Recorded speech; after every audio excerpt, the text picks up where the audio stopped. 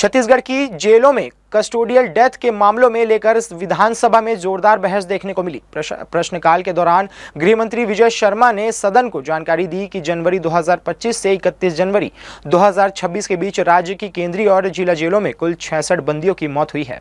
इन आंकड़ों के सामने आने के बाद विपक्ष ने सरकार को घेरते हुए पारदर्शिता और जवाबदेही पर सवाल उठाए। गृह मंत्री ने बताया कि 66 मामलों में से 18 मामलों की न्यायिक मजिस्ट्रेट जांच पूरी हो चुकी है और यह प्रक्रिया राष्ट्रीय मानवाधिकार आयोग के दिशा निर्देशों के अनुरूप की गई है। शेष 48 मामलों में जांच जारी है और रिपोर्ट आने के बाद आगे की कार्रवाई की जाएगी। उन्होंने कहा कि सरकार हर मामले को गंभीरता से ले रही है और किसी भी स्तर पर लापरवाही पाए जाने पर सख्त कदम उठाए जाएंगे। इस मुद्दे पर पूर्व मुख्यमंत्री भूपेश बघेल ने सरकार से मृत बंदियों के नाम और संबंधित जेलों का पूरा विवरण सार्वजनिक करने की मांग की। उन्होंने आरोप लगाया कि जानकारी अधूरी होने से संदेह और गहरा रहा है तथा पारदर्शिता पर सवाल खड़े हो रहे हैं। जनवरी 2025 से 31 जनवरी 2026 की अवधि में राज्य के केंद्रीय एवं जिला जेलों में कितनी अस्वाभाविक मृत्यु हुई है।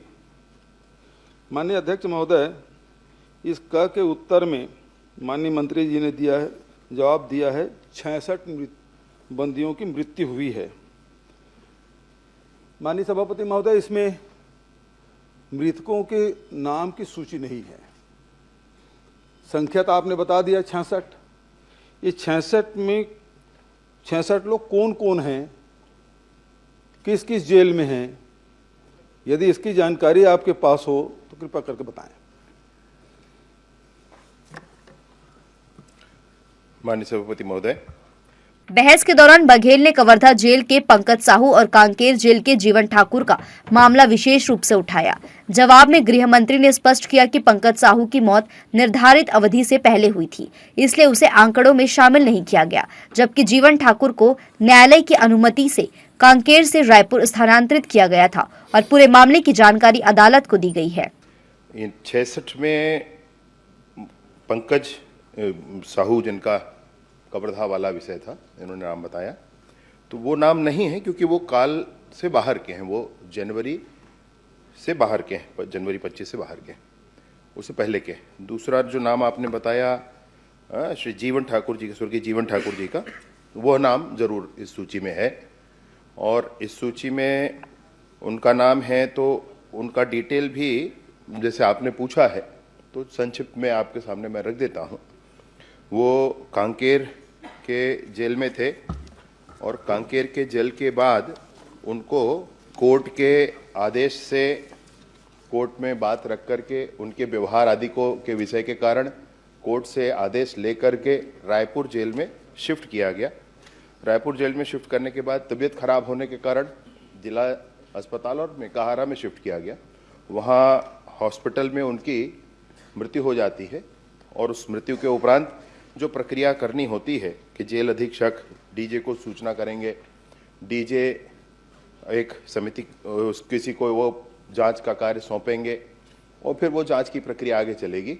ये प्रक्रिया भी समयपूर्वक की गई है। जीवन ठाकुर के मामले पर बघेल ने आरोप लगाया कि वे गंभीर बीमारियों से पीड़ित थे और उन्हें जेल में पर्याप्त इलाज नहीं मिला।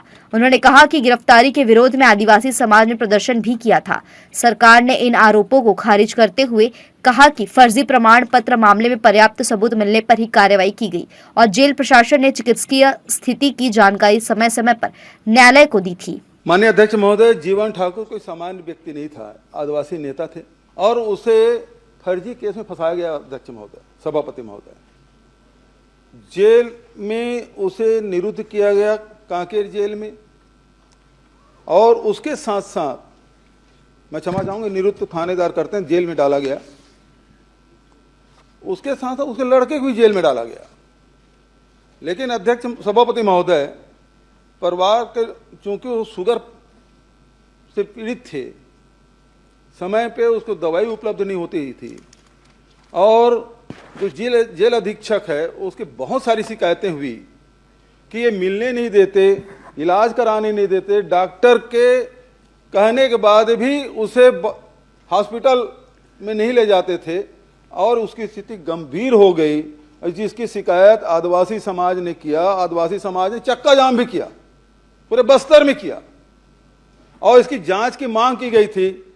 और इसमें क्या जांच की गई? जो समाज ने डिमांड किया उस आधार पे आपके विभाग ने जांच किया।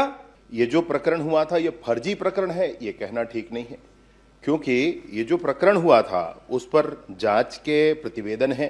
प्रतिवेदन के आधार पर फर्जी तरीके से दस्तावेज, वन अधिकार पत्र आदि बनाने के पूर्ण प्रमाण हैं। उन प्रमाणों के आधार पर दर्ज हुआ प्रकरण है।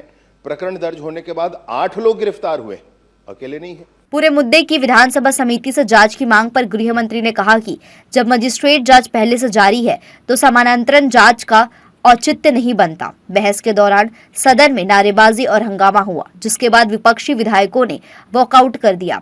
साथ ही बघेल ने राज्य में अपराधों में वृद्धि का आरोप लगाया, जबकि सरकार ने दावा किया कि मौजूदा कार्यकाल में अपराध दर में कमी आई है। जी न्यूज के लिए कैमरामैन गोपाल मौर्य के साथ मोहम्मद नासिर की रिपोर्ट।